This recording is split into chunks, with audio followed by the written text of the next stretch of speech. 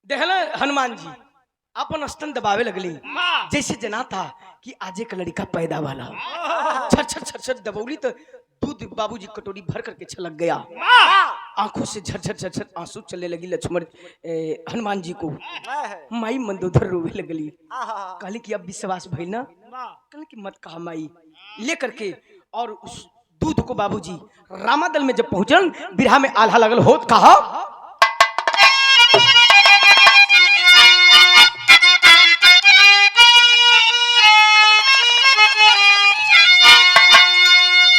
एगो बात याद रखिया कि अरे चलना ही छाल का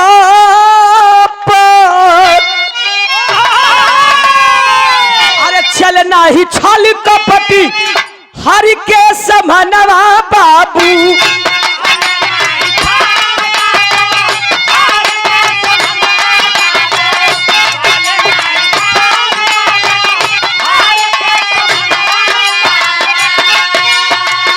बुढ़ावा चले कतबले अइल हनुमान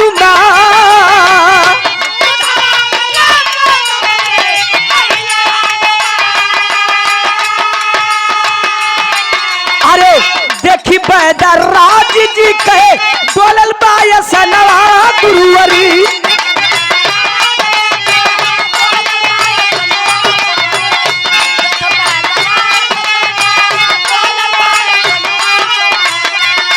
अरे तीसरा तब तौला गावे बेईमान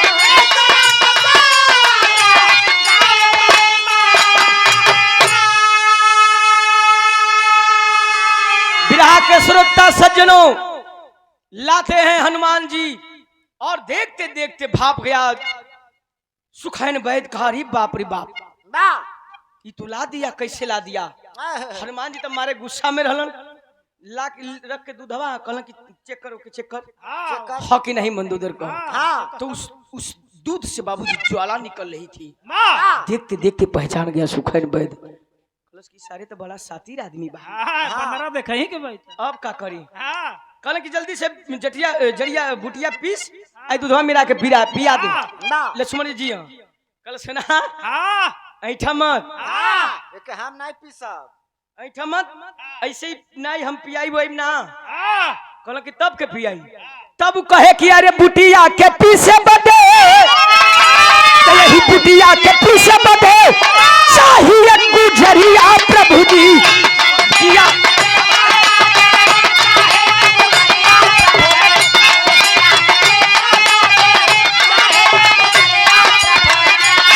अरे चक्कर कटल हो क्या सुना ना की और का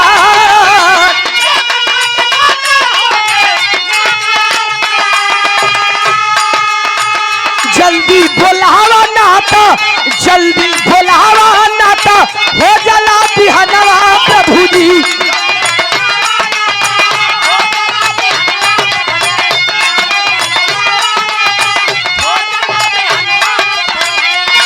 अरे होठवा सब बात उड़ा तीसरा उड़ा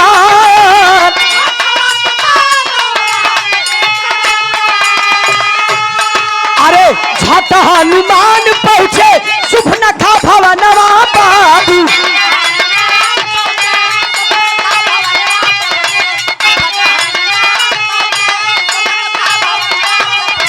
रोट रहली रातिया में देखल हनुमान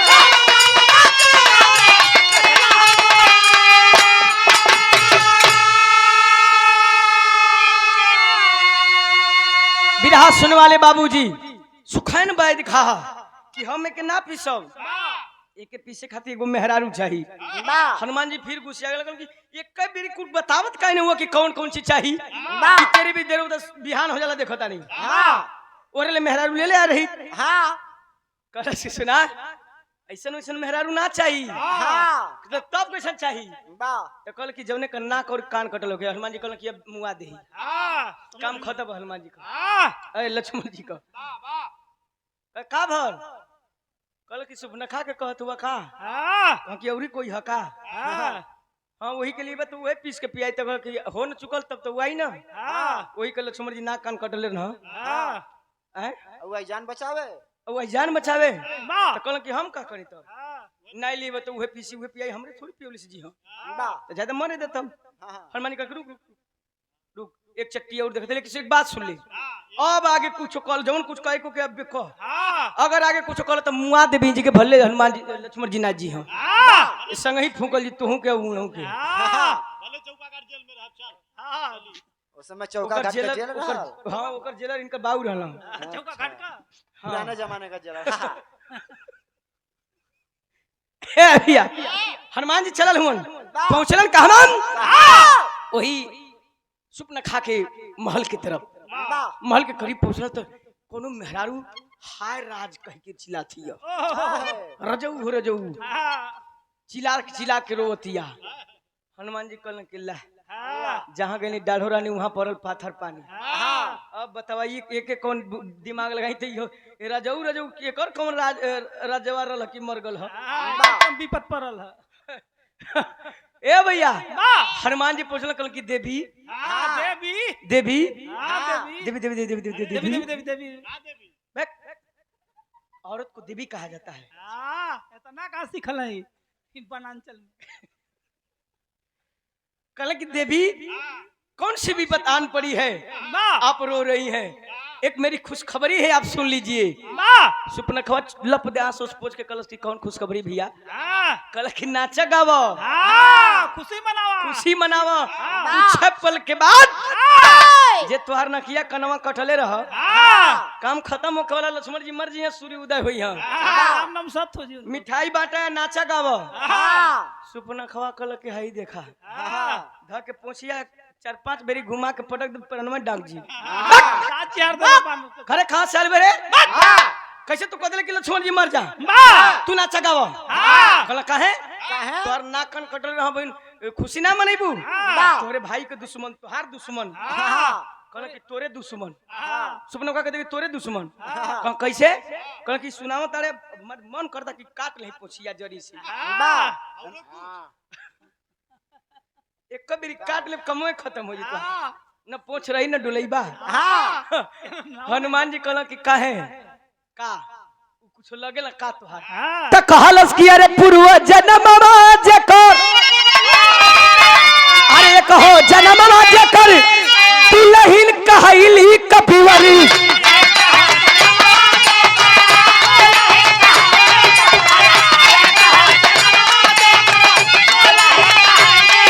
अरे इहे गिरल बात अच्छा मर में खाई बार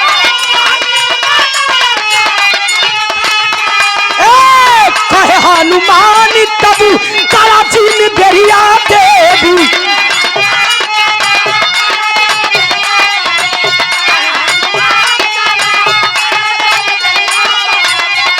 अरे चली क्या बच्चा लेबू लक्ष्मण का प्राण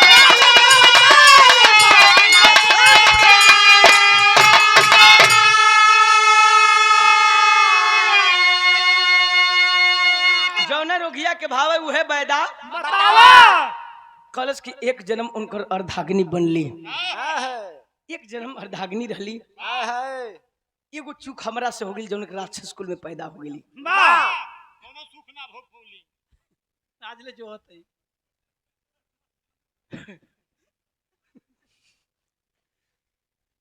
एक बार आशा व दिल में उनकर दासी बने का मौका मिल जाता एक बार उनकर दासी बन जाती उनकर दुल्हन बन जाती ये आवागमन से मुक्ति हो जाती तंस के छुटकारा मिल जाता रोत ही झरझर झरझर सुपने खा कहलन कि देवी रोवा मत का उनके जिया सकेलू कहले कि हमरे बस का बात रहत जिया दे कहले तोरे अलावा दुनिया में केहू ना जियाई अगर तोहार एक जन्म का पति रहलन तो चल के जियादा भगवान तोहरे पर प्रसन्न हो जी हम कहलन कैसे चली रावण के पता चल जी तो बोटी बोटी काट दही कहलन कि रावण के काहे और केहू के पता न चली रावण के पता चलत बस आवा आवा है पर बैठा आवा आवा आवा है पर बैठा आवा क्या हुआ बस आवा गलत मत लगे यालू ई हंस के हनुमान जी कहले कि बस एक कन्हैया बाबा लप दे बैठा 2 मिनट ना लगे हम पहुंचा दे कहले तब कहला कि तब ना शर्त पे चढ़ जा। हाँ देरी मत करा। हाँ, लेट मत करा। हाँ अब उछाल के बैठा छोड़ के बे इतना ऊपर उछाड़ी के न बैठिया कैसे बैठिया बैठ नहीं सकल हनुमान जी। भारी शरीर रहा लमछर शरीर का रहा ए भैया सलाक दे सुप न खाई कंधा पर बैठल 2 मिनट में पहुंच गए रामा दल में। आ जब रामा दल में पहुंचलन कहलन कि हो गल देखल सुखान बैदवा तो धीरे धीरे सरकावे लगल। पिछाड़ी अपन कहल सरका मत तुझे दबा के बैठ। नहीं तो अब जाइब कहीं ना पीछे से लगाई यह गांठ टकाई बेटवा गदवा का ठेलब परनमा डाक जी संग ही फूकल जी लक्ष्मण जी के संग। कल जल्दी लिया संजीवनी बूटी लाया बाबूजी सुखैन बैद सुपन खा पीसत हिया पीस के एगो बात कहलस भगवान मर्यादा पुरुषोत्तम राम से का कहलस भैया खड़ी लग कहीं से सरक जाम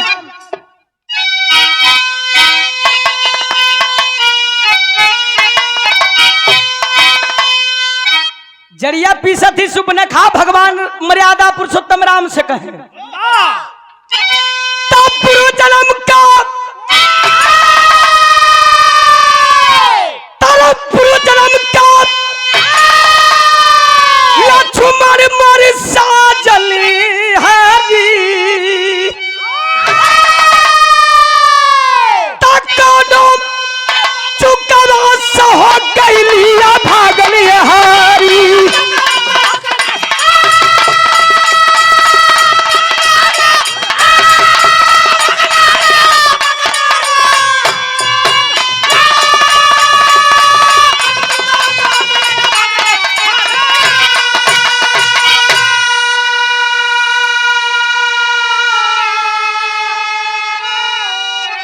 अरे बागिया बीरान भैली हमारा कारणवा तारा छत कुनवा न लगैली जाना मावा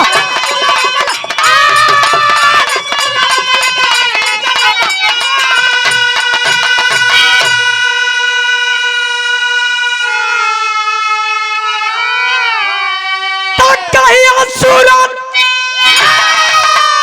उनके हमारा गली हारी तो कौन चुकवा सा हो गईली भागल हरी कलश की पूर्व जन्म का लक्ष्मण मोर साजन हरी कौन चुकवा से हो गईली भागने हरी। आज एक जन्म उनकर दासी बने का उनकर औरत बने का मौका मिलल एक जन्म और उनकर धागनी बन जीती ये माया मोह के तन से ये राक्षस तन से छुटकारा मिल जा।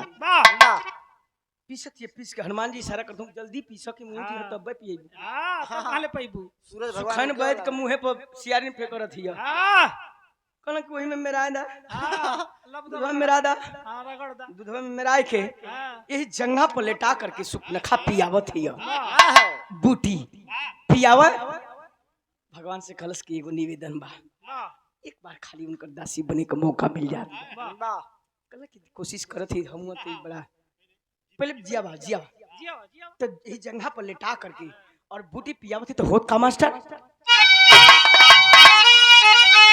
अरे बुटिया के पिसगोरी वही दूध में मेरा वाली तो अपना हाथवा सगोरी बुटिया पिया वाली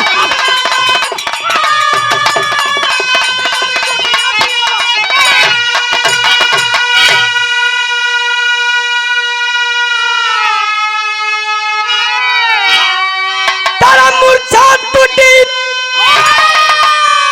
लखन का चल भैली परा गलिया हरी तकरा चुकवा सह गइली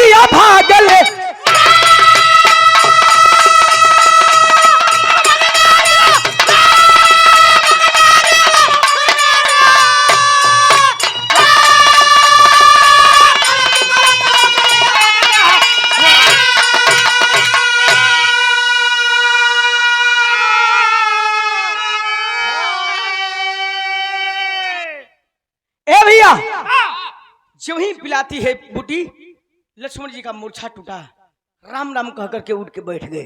वाह। जब उठ के बैठल होन हाँ तो दे तो चारों तरफ ताकत हो, हाँ तो बगल में सुपनखा बैठल है। वही बगली में बैठल बिया बेचारी नियर। हाँ, देखल लक्ष्मण जी उनका खून में खौल गए। अरे कहाँ से? ये कहाँ से? हाँ ये सुपनखवा कहाँ से आ गए? हाँ मन के बीच में भगवान कहलन कि एक बार प्रेमो से बतिएबा कि हरदम आगा उगिल बा, हाँ वही कर देना कि तू जियत हुआ, हाँ हे कर हे कर देना कि हम जी गेली कहाँ मर्दवा। हाँ ऐसा पुनखवा का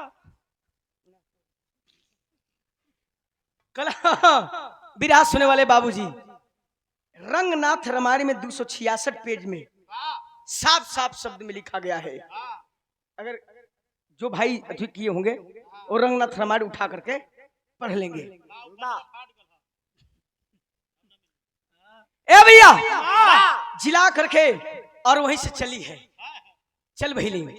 आज भी प्रमाण मिलता है, सुपनखा आज भी लक्ष्मण की याद में कुंवारी है। वाह। अब इस धरती पर हाँ है, कवि ने कल्पना किया है, कवि ने कल्पना किया है कि अभी तक वो कुंवारी इस धरती पे है। तनी से सोचिया बेचरिया लोग के हो बिरहा का आखिरी भइल, इमे से मार बिरहा समापन बा। गुरु बिहारी पत्तू छबर लक्ष्मण जी बाण उठाए, काशीपुर कहे सुनंदन, नाथ को मारकर विपत्तियां श्री राम पे पड़ी, कलिकता सिंहासन मस्ताना की सुंदर गिरतिया विपत्तियां श्री राम